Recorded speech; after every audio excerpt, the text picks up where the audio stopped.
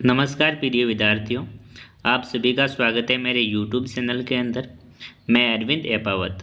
मैं आज अर्धवार्षिक परीक्षा 2024-25 मतलब आप सभी को पता है कि आपके जो अर्धवार्षिक एग्ज़ाम है वो 11 दिसंबर या फिर 14 दिसंबर को स्टार्ट होने वाले हैं।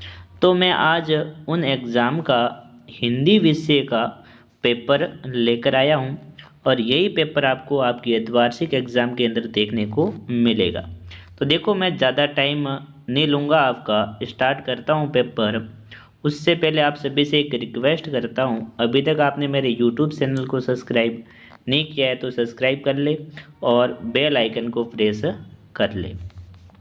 तो देखो, सबसे पहला क्वेश्चन है, बदलू के आंगन में किसका पेड़ लगा हुआ था।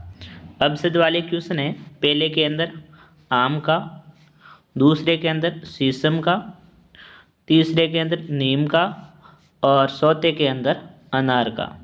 तो आपको पता होगा, देखो मैंने साथ में क्वेश्चनों के आंसर भी लिख रखे। तो बदलू के आंगन के अंदर आम का पेड़ था। किसका पेड़ था? आम का। तो ऑप्शन है वो क्या हो जाएगा यहाँ पर? राइट आंसर हो जाएगा। अगला क्वेश्चन है, देखो यहाँ पर लेखक को बस लग रही थी। जो लेखक था उसको बस कैसी लग रही थी? अ के अंदर दयनीय, ब के अंदर खराब, स के अंदर जर्जर, द के अंदर टूटी फूटी। तो इसका जो राइट आंसर है वो क्या हो जाएगा?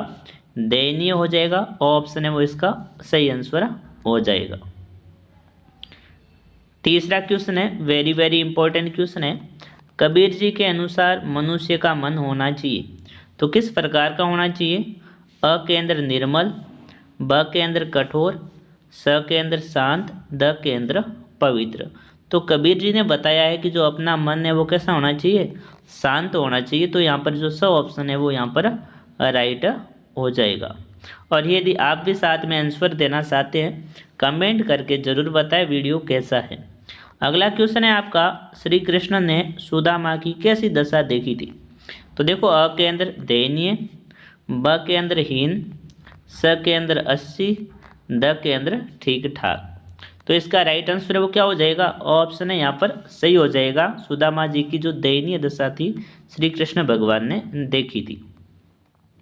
अगले जो आपके क्वेश्चन रहेंगे वो कौन से आ जाएंगे? अति लघुतरात्मक प्रश्न आ जाएंगे। पांचवा क्वेश्चन है, बदलू का काम क्यों ठप हो गया था? जो बदलू काका था उनके काम क्यों रुक गया था? रुकने के पीछे क्या कारण था वो आपको बताना है। तो लाख की चूड़ियों के स्थान पर कांच की चूड़ियाँ पहनने के कारण बबलू का काम ठप हो गया था। अगला क्वेश्चन है आपका छठा क्वेश्चन है, साधु से क्या पूछनी चाहिए और क्या नहीं? तो ये देखो, कबीरदास जी वाले पाठ में से लिया गया है। कबीरदास जी ने बताया था, तो जाति ने पूछे साधु की, पूछ लीजिए ज्ञान, मोल करे तलवार का, पड़ा रहने ते म्यान। उस हिसाब से बताया है। तो इसका आंसर हो जाएगा, साधु से ज्ञान पूछना चाहिए, उसकी जाति नहीं पूछनी चाहिए। अगला क्वेश्चन है आपका सातवां है, वेरी वेरी इंपॉर्टेंट क्वेश्चन है, चिड़िया अपनी चोंच में क्या दबाए हुए हैं? तो इसका आंसर हो जाएगा, चिड़िया अपनी चोंच में तिनका दबाए हुए हैं। क्या दबाया हुआ है चिड़िया की चोंच के अंदर? तिनका है। आठवां क्वेश्चन है, कवि ने भगवान के डाकिए किन्हें कहा है? तो इसका आंसर क्या हो जाएगा? कवि ने भगवान के डाकिए पक्षी और बादल को कहा है। किसको कहा है? पक्षी और बादल को कहा है, यहाँ पर ध्यान रखना है। अगला आपका जो 9वां क्वेश्चन है वो कौन से क्वेश्चन आने वाले अब है? लघुतरात्मक क्वेश्चन है, जो आपके 4-4 अंक के क्वेश्चन रहेंगे। मैंने इन प्रश्नों के भी उत्तर साथ में लिख रखे हैं। तो देखो, 9वां क्वेश्चन है, मैं हर पेड़ को अपना दुश्मन समझ रहा था, लेखक पेड़ों को दुश्मन क्यों समझ रहा था? तो इसका आंसर क्या हो जाएगा? जब बस की दशा ऐसी थी कि उसे जबरदस्ती चलाया जा रहा था, कभी भी उसकी ब्रेक फेल हो सकती थी या कोई पुर्जा खराब हो सकता था। इस भयभीत मन स्थिति में जो भी पेड़ आता उसे देखकर लेखक को डर लगता था कि उसकी बस उससे टकरा जाएगी, इसलिए लेखक पेड़ों को अपना दुश्मन समझ रहा था। ये क्वेश्चन है, वेरी वेरी इंपॉर्टेंट क्वेश्चन है, ये आपको अर्धवार्षिक एग्जाम के अंदर पूछे जाएंगे, ये पेपर सबसे इम्पोर्टेंट है। अगला क्वेश्चन पूछा आपसे, अगला है, कवि ने अपने आने को उल्लास और जाने को आंसू बनकर बह जाना क्यों कहा है? तो ये भी क्वेश्चन बहुत ही इंपॉर्टेंट है। इसका आंसर है कवि ने अपने आने को उल्लास इसलिए कहा है क्योंकि वह जहाँ भी जाता है लोगों को खुशियों का संदेश देता है, जिससे लोगों को अपने दुख भूलने का अवसर मिल जाता है। और देखो आगे बताया, कवि ने अपने जाने को आंसू बनकर बह जाना इसलिए कहा है क्योंकि उसके जीवन में आई खुशियाँ चिरकाल तक नहीं रह पाती हैं, और फिर कवि उसे अपनी असफलता मानता है, इससे कवि को दुख नहीं होता है। अगला क्वेश्चन देखो, 11वां क्वेश्चन है, वेरी इंपॉर्टेंट क्वेश्चन है। 11वां है, अपने गांव लौटकर जब सुदामा अपनी झोपड़ी नहीं खोज पाए तब उसके मन में क्या क्या विचार आए, कविता के आधार पर स्पष्ट कीजिए। इसका आंसर हो जाएगा, सुदामा जब अपने गांव लौटकर अपनी झोपड़ी न खोज पाए तब उसके मन में विचार आया, कहीं चलते चलते रास्ता भूलकर फिर द्वारका तो नहीं आ गया। इस प्रकार से आप इस क्वेश्चन का आंसर लिखोगे। अगला क्वेश्चन है आपका 12वां क्वेश्चन है, साइकिल चलाना किसका प्रतीक बन गया? तो इसका आंसर लिखोगे आप, साइकिल चलाना महिलाओं की व्यक्तिगत आज़ादी का प्रतीक बन गया। इससे उन्हें पूर्ण स्वतंत्रता मिल गई।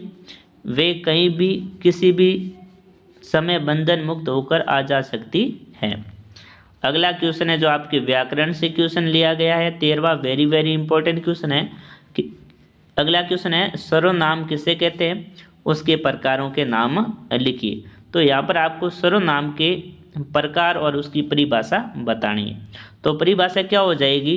परिभाषा है, संज्ञा के स्थान पर प्रयुक्त होने वाले शब्दों को सर्वनाम कहते हैं। और जो इसके भेद होते हैं वो कितने होते हैं? 6 होते हैं। पहला है पुरुषवाचक, दूसरा है निश्चयवाचक, तीसरा है अनिश्चयवाचक, चौथा है संबंधवाचक, 5वां है प्रश्नवाचक और 6वां है वो निजवाचक सर्वनाम है। अगला भी क्वेश्चन है वो भी आपके व्याकरण का क्वेश्चन है और वो क्वेश्चन पूछा आपसे, पर्यायवाची शब्द लिखो। तो यहाँ पर आपको पर्यायवाची शब्द लिखने हैं। आकाश का, तो आकाश के आपको कम से कम 4 पर्यायवाची शब्द याद होने चाहिए। तो आकाश के पर्यायवाची शब्द होते हैं नभ, व्योम, अंबर और गगन। दूसरा पूछा आपसे कमल, तो कमल के पर्यायवाची शब्द जलज, पंकज, नीरज और सरोज। और आगे पूछा आपसे बादल के पर्यायवाची शब्द, तो बादल के देखो घन, मेघ, जलद, नीरद। और अगला है जो आपसे पूछा है जल के पर्यायवाची शब्द, तो जल के पर्यायवाची शब्द है पानी है, नीर, वारी, तोय। ये सारे के सारे जल के पर्यायवाची शब्द हैं। अगले क्वेश्चन है दोस्तों वो आपके निबंधात्मक क्वेश्चन रहने वाले हैं, उसके आंसर मैंने यहाँ पर नहीं बताए।